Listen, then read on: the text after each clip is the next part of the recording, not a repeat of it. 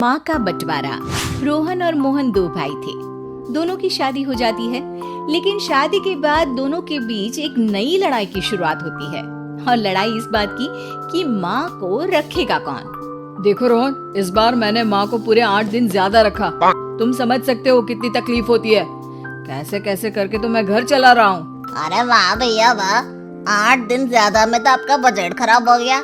याद है 2 साल पहले जब आप दिवाली में अमेरिका गए थे तो मैंने पूरे 17 दिन माँ को एक्स्ट्रा रखा था। अब बात निकली है तो मैं बोल देता हूँ, तुम्हारी बीवी ने माँ को जो साड़ी देकर भेजा था ना, वो सेम साड़ी मेरी नौकरानी भी पहन कर आ गई थी। पता है कितनी शर्म महसूस हुई मुझे। तभी वहाँ मोहन की बीवी आ जाती है। बस करिए रोहन, मैंने तो अच्छी ही साड़ी दिलाई थी। अब क्या एक बुढ़िया के लिए मैं डिजाइनर कपड़े लेकर आऊं? कम से कम लाई तो, आप तो वो भी नहीं करते। तभी वहाँ रोहन की बीवी भी आ जाती है। देखो हम क्या करते हैं क्या नहीं, ये हमें ना बताओ। अगर हम गिनाने में आ जाएं कि हम क्या क्या करते हैं ना, तो शर्मिंदा हो जाओगे आप लोग। दूर खड़ी माँ बच्चों के साथ बच्चों की सारी बातें सुन रही होती है।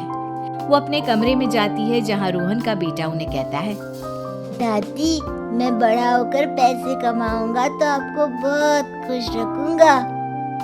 बेटा मैं तब तक रहूं ना रहूं, पर तुम अपने माँ बाप को कभी कोई कमी नहीं होने देना, उनकी हमेशा इज्जत करना।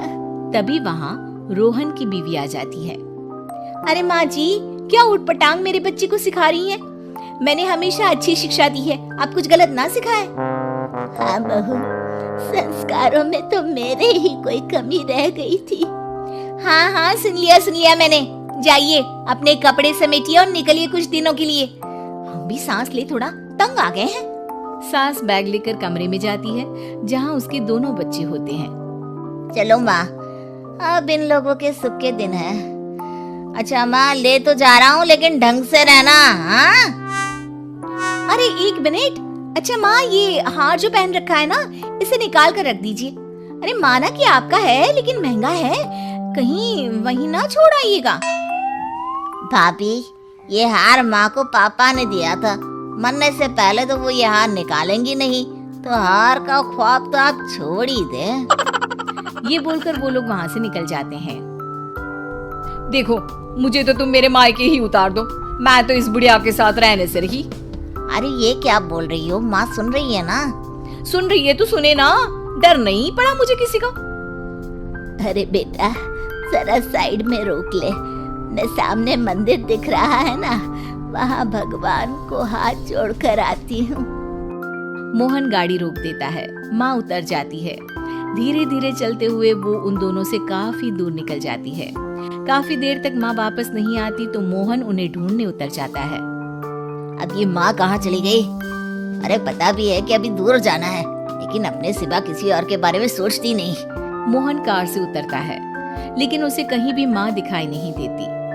अरे माँ कहीं नहीं दिख रही, पता नहीं कहाँ चली गई। अच्छा है ना, तो जाने दो ना, लेट हो रहा है और मुझे नींद भी आ रही है, घर चलो बस। दोनों वहाँ से चले जाते हैं। 2 महीने बाद रोहन मोहन के घर आता है। मोहन, आज माँ को लेने आया हूँ। मैं नहीं चाहता था कि एक भी दिन लेट हो और तू मुझ पर माँ को रखने का एहसान दिखाए। अब लेकिन माँ मेरे पास नहीं है। माँ नहीं है मतलब? वो तो मेरे पास भी नहीं है। कहाँ गई माँ? वाह, कभी माँ की चिंता की, 2 महीने से तो एक फोन भी नहीं किया, आज माँ की टेंशन दिखा रहे हैं आप। मोहन रोहन को सारी बात बता देता है। दोनों भाई साथ बैठ जाते हैं। चलो जो हुआ अच्छा ही हुआ, कम से कम हम शांति से तो जिएंगे। हाँ, अफसोस तो बस उस हार का रह जाएगा जो वो साथ ले गई। उधर माँ शांति से एक वृद्धाश्रम के बेंच में बैठी होती है। गले में हार नहीं होता क्योंकि उसी को बेचकर वृद्धाश्रम का किराया दिया होता है। इस कहानी में किसी को कोई सीख नहीं मिली, ना ही किसी को कोई सबक। कारण अगर सबक और सीख से लोग अपने वृद्ध माँ बाप की सेवा करते, उनकी इज्जत और मान सम्मान करते, तो शायद इस देश से वृद्धाश्रम हमेशा हमेशा के लिए बंद हो जाते। तो इस कहानी का अंत यही स्वीकार करें।